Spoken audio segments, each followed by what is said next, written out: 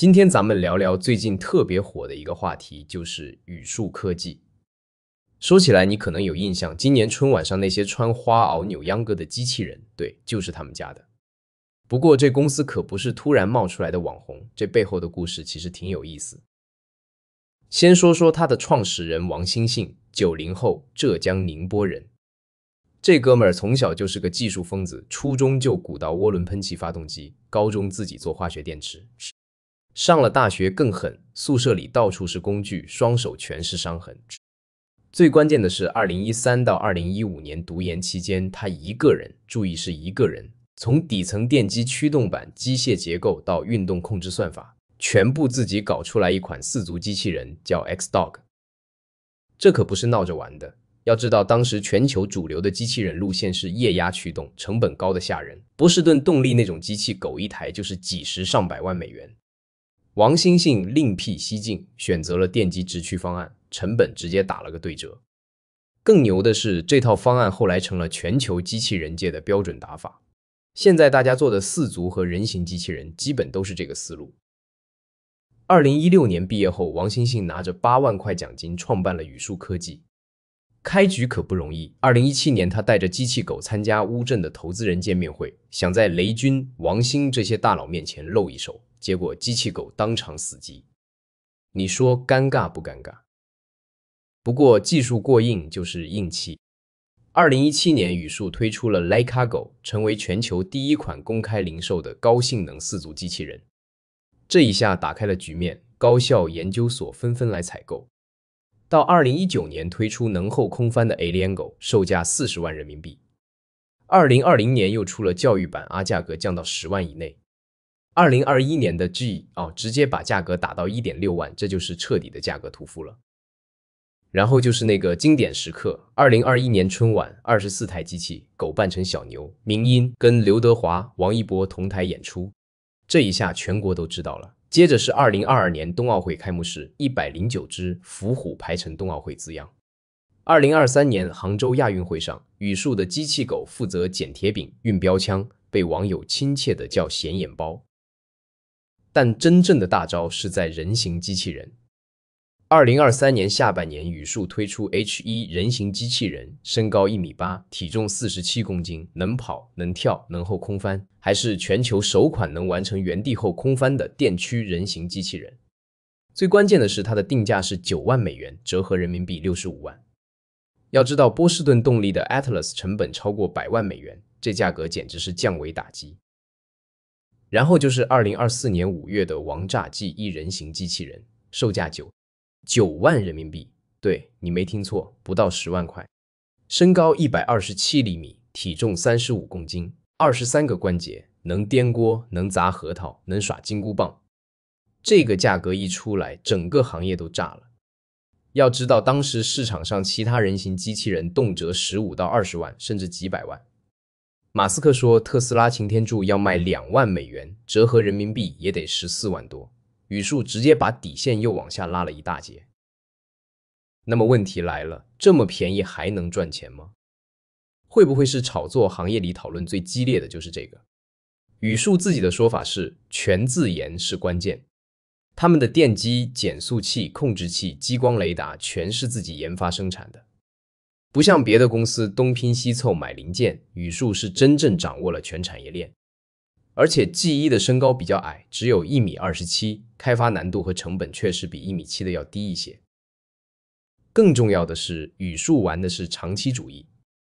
9.9萬的基礎版沒有靈巧手，自由度只有23個，續航2小時。但他們還有進階版 G1 EDU， 可以加靈巧手，自由度能到43個，關節扭矩更大。這個版本的價格就是定制化的了。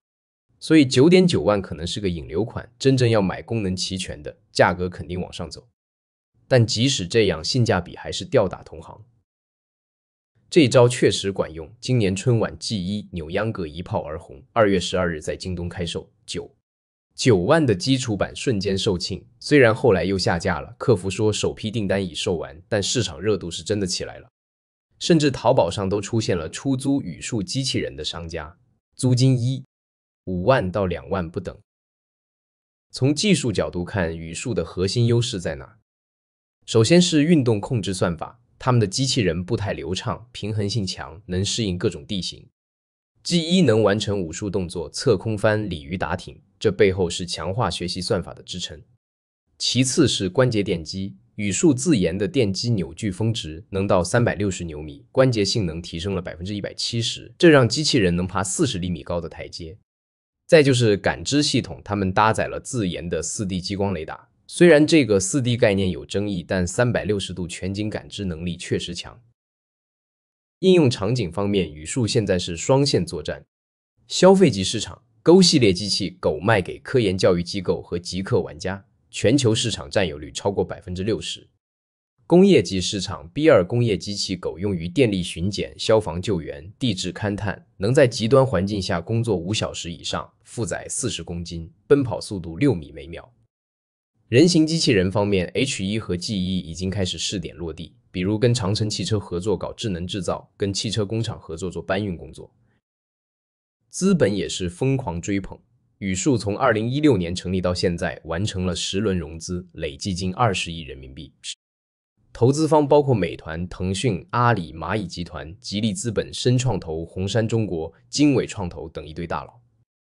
今年6月完成 C 輪融資，估值達到120億人民幣。而且關鍵是宇樹從2020年開始就一直盈利，2024年營收突破10億元。這在機器人行業裡簡直是異類，大部分公司都還在燒錢階段。最勁爆的消息是，今年7月宇樹正式啟動 IPO， 輔導機構是中信證券，大概率會上科創板。按照時間表，最快今年10月就能提交 IPO 申請文件。如果順利，明年上半年就能上市。以120億估值來算，這妥妥是科創板的市值龍頭。股市也早就炒起來了，春晚之後相關概念股暴漲，有的股票漲了7倍。那麼爭議在哪兒？主要有幾個點。第一是價格戰的可持續性。9.9萬的定價雖然搶眼，但有人質疑這是不是為了融資和上市搞的噱頭。因為 G1 基礎版的配置相對簡單，沒有靈巧手，身高也矮，真正要使用的話還得加錢買高配版。而且現在銷量還不大，無法通過規模效應進一步降成本。第二是技術路線的問題。王興信自己都承認，人形機器人最大的瓶頸不是硬件，是 AI 大腦。他說過，未來如果有超級強大的機器人 AI 模型出現，哪怕用垃圾堆裡撿的零件也能幹活。現在大家都在探索具身智能，但還沒有哪條技術路線被證明是最優解。宇樹雖然硬件強，但 AI 算法這塊還在跟訊飛、百度飛講這些公司合作，自己的底盤還不夠厚。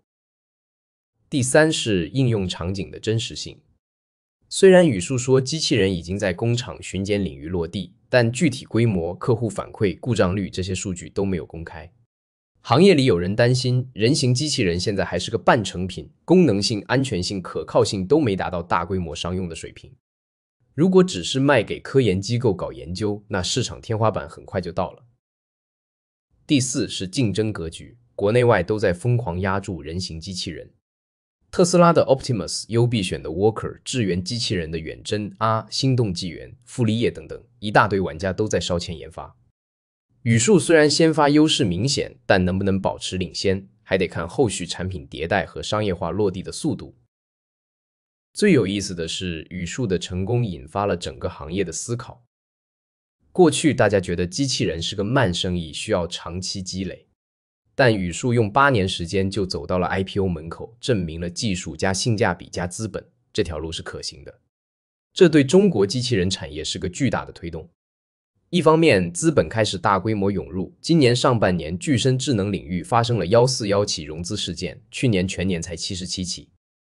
另一方面，產業鏈在加速整合，上游的電機、減速器、傳感器廠商，中游的系統集成商，下游的場景應用方，都在跟着一起瘋狂。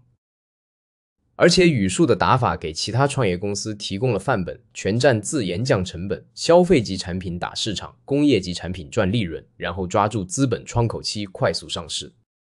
這套組合拳如果成功，後面會有一堆公司跟着學。從更宏觀的角度看，宇樹的崛起也反映了中國製造業的升級。以前高端機器人都是國外壟斷，現在中國企業不僅能做出來，還能做得更便宜、更實用。